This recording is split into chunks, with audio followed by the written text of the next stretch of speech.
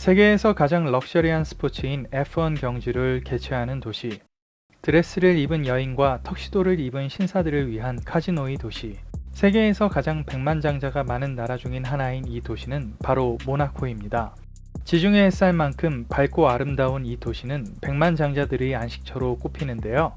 아름다운 건축물과 수천억의 요트들이 즐비한 이 도시가 이렇게 발전한 데는 건국 이후부터 다양한 돈벌이에 투자해온 그리말디 공가의 역할이 컸습니다. 흔히 모나코를 남프랑스에 갔다면 한 번쯤 가봐야 할 관광지로 꼽기도 하지만 수많은 부호들이 이 도시를 선택한 것은 단순히 지중해 햇살 때문만은 아닙니다. 이탈리아 제노바인들이 개척하고 현재는 프랑스와 긴밀한 관계인 모나코는 십자군 전쟁 이후 그리말디 공가에서 벌인 여러 사업을 통해 성장했는데요. 그중 가장 큰 비중을 차지한 것은 바로 은행업이라고 할 수 있습니다. 800년의 역사를 가진 이 아름다운 나라는 각종 금융업을 통해 성장할 수 있었고 결혼조차 국가를 마케팅하는 방편으로 이용하여 성장해 왔는데요. 과연 이 도시에는 그동안 어떤 일들이 있었을까요? 모나코는 오늘날 프랑스의 영향권에 있지만 원래 출발은 이탈리아였습니다. 그리말디 가문은 원래 중세 제노바의 여러 유력 가문들 중 하나였다고 하죠. 중세 유럽에서 최대의 은행들은 모두 이탈리아에 있었습니다. 당시 유럽 최고의 은행 가문들은 베네치아, 피렌체, 그리고 제노바에 살았는데 이곳의 지도자들은 유럽의 여러 왕실들에 필요한 돈을 대주는 쩐주였습니다. 13세기의 그리말디 가문은 원래 선박 사업에 종사하고 있었는데 당시 제노바 최초의 대규모 은행인 굴리엘모 은행에 출자하게 됩니다. 그리고 이때부터 본격적으로 돈 되는 사업인 은행업에 뛰어들게 되죠. 그런데 그리말디 가문이 악명을 떨치게 된 것은 수백 년이 지난 후입니다. 통일된 통화가 없던 당시의 주요 화폐는 유럽 각국에서 발행한 동전들이었습니다. 그러나 나라별로 화폐의 주재료인 은의 함량이 달라 가치도 달랐죠. 마음만 먹으면 은의 비율을 조절해 장난을 칠 수도 있었던 것입니다. 17세기 유럽인들과 전쟁 중이던 오스만 투르크의 수도 콘스탄티노플에서 프랑스 은화인 루이지노로 귀걸이와 목걸이를 만들어 착용하는 유행이 번지는데 이로 인해 프랑스 은화가 단순한 통화가 아닌 아이템으로 팔리기 시작합니다. 1661년 돈벌이가 되겠다 생각한 그리말디 가문은 이를 이용하기로 하죠. 그리말디가는 모나코의 가문의 조폐소를 열어 루이지노를 제작하는데 통상적인 프랑스의 루이지노에 비해 은의 함량이 훨씬 적은 악성화폐를 찍어냅니다. 은이 그만큼 적게 들어 원가는 낮은데 오스만인들에게 팔 때 값은 똑같이 받아냈으니 이보다 더 수지 맞는 장사를 하기도 어려웠고 그리말디가는 대호황을 맞이합니다. 이후 그리말디가를 비롯한 이탈리아의 은행가들이 이런 대열에 동참하여 루이지노를 수입하던 오스만 제국의 경제 위기까지 왔다고 합니다. 조금 케이스는 다르지만 달러를 위조해 자금 조달을 하는 불량 국가가 생각나죠? 주변 강대국들과의 외교전을 통해 이후로도 한동안 나름 독립국가였던 모나코에 18세기 말 프랑스 혁명은 국가의 존속을 위협하는 사태였습니다. 실제로 나폴레옹이 집권한 뒤 일시적으로 멸망한 상태였던 모나코는 나폴레옹이 몰락한 뒤 한동안 이태리의 영향권에 속하기도 했죠. 그리말디가는 생존을 위해 몬테카를로 카지노를 건설하는 등 자구책에 나서는데 이때 모나코 내국인들의 카지노 출입은 금지하면서 갑부들이 여행지로 만듭니다. 1911년 몬테카를로 그랑프리 개최로 명실상부 유럽 최고의 휴양지가 되지만 이어진 1, 2차 세계대전은 모나코의 경제에 엄청난 타격을 줍니다. 1944년 레니에 3세가 모나코 공에 오르게 되지만 현실은 녹록치 않았습니다.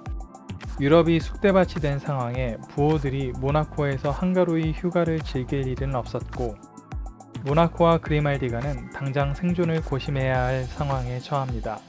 이때 신의 한 수를 조언한 인물이 있었으니 바로 그리스 선박왕 오나시스였죠. 영화 같은 사랑으로 이름을 날린 그레이스 켈리의 이야기는 사실 기획된 서사입니다. 오나시스는 모나코의 경제난을 해결하기 위해 미국인 관광객 유치를 제시하는데 마침 아직 결혼 전이었던 레니에 3세의 처지를 이용하기로 합니다. 어차피 모나코의 후계자를 얻기 위해서라도 결혼을 해야 하는 상황. 오나시스는 지적인 이미지의 그레이스 켈리를 레니의 3세에게 소개하게 됩니다. 왕자와 여배우라는 두 사람의 만남조차 더없이 영화적으로 연출되는데요. 화보 촬영차 모나코로 향한 그레이스 켈리는 현지에서 레니의 3세를 만나게 되고, 그레이스가 마음에 들었던 레니의 3세는 12캐럿 다이아 반지를 선물하죠. 그레이스 켈리는 이 반지를 낀 채로 영화 상류사회에 출연하게 되고, 이는 미국인들에게 모나코를 소개하는 최고의 기폭제가 되었습니다.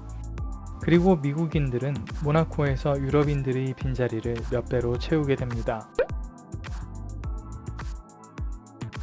그리말디 가문은 모나코를 조세피난처로 확립하며 돈을 벌었습니다. 20세기 들어 이어진 전쟁으로 전세계 국가들의 세금이 폭발적으로 증가했는데, 이때 외국 자본을 유치하기 위해 전략적으로 세금을 낮춘 국가들이 등장합니다. 이 나라들 중 대표적인 것이 바로 스위스, 바하마, 그리고 모나코 같은 국가들이죠. 세율을 낮춰 억만장자들이 모나코와 같은 국가들의 국적을 취득하게 되면 모국의 세율을 벗어나 낮은 세금을 지불하게 되니 그만큼 지갑이 두둑해지고, 따스한 지중해 햇살 아래 카지노, 호텔, 쇼핑몰 등에서 아낌없이 소비를 했죠. 유럽 축구를 좋아하시는 분들은 아시겠지만 AS 모나코는 세금 이슈로도 유명합니다.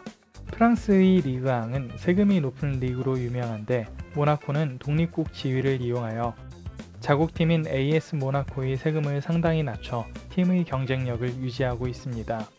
AS 모나코 홈구장은 2만 명도 수용하지 못하는데, 이로 인해 입장권 수익이 타 팀보다 현저히 낮을 수밖에 없다는 점 등을 내세우며 세금을 낮춰주고 있죠. 세금을 더 낼 수밖에 없는 리그앙의 다른 구단들은 이에 불만을 표하고 있는데, 현재 모나코 정부에서 이를 무마하기 위해 세금을 더 내고 있는 상황이라고 합니다. 인구 3만에 불과한 모나코 입장에서는 AS 모나코를 통해 국가를 홍보할 수 있고, 축구 경기라는 관광 상품을 모나코 관광객들에게 꾸준히 제공할 수 있다는 것이죠.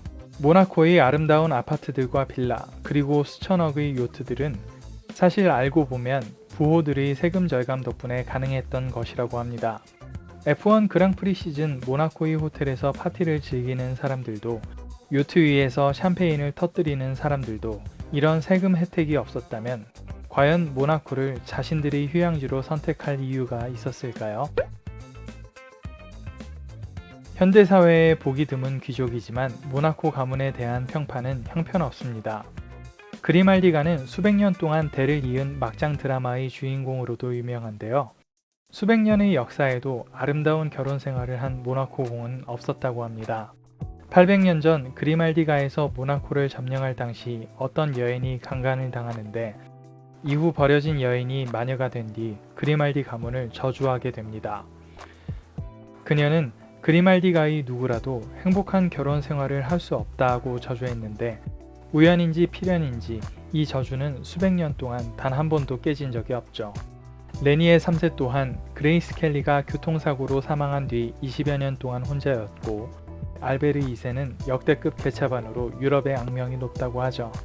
알베르 2세의 사생활은 정말 심각해서 강간당했다는 모델이 인터뷰를 하기도 했고, 잔뼈 굵은 연예인들이 알베르 2세와 연결된 기미가 보이면 일부러 각종 스캔들을 내 아예 모나코 왕가와 연결을 끊어버린다는 썰도 있습니다.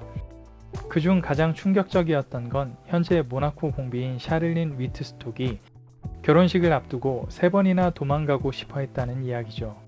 최근 100년간 모나코 공국에서 귀족을 며느리로 들인 적이 없다는 것만 봐도 이런 썰들의 신뢰도는 상당히 높다고 할 수 있습니다.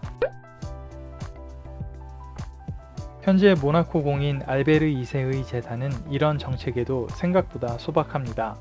포브스가 추산한 모나코 공의 재산은 10억 달러로 우리 돈 1조 3천억 가량이죠. 그러나 이런 재산은 아마 모나코 공국 명의의 수많은 명품 자동차 컬렉션들, 가치를 따지기 어려운 미술품 등은 제외된 듯합니다. 무엇보다 그리말디 가문의 자산은 모나코의 성장과 함께 늘고 있습니다. 국가 수반의 망나니 같은 사생활에도 오늘날 모나코는 전세계 국민소득 1위인데요. F1 같은 세계적인 이벤트의 유치, 카지노 및 요트 등 슈퍼리치들을 위한 놀이터 조성, 압도적인 세금 혜택 등으로 인해 수많은 부호들이 모나코로 향하고 있습니다. 세금 정책으로 해외 부호들을 유치해 거기서 얻은 수익으로 돈을 버는 모나코는 조세 피난처 국가에 대한 세계적인 압박에도 불구하고 지속적으로 성장하고 있는데요. 과연 그리말디 가문과 모나코의 미래가 어떻게 될지 귀추가 주목됩니다.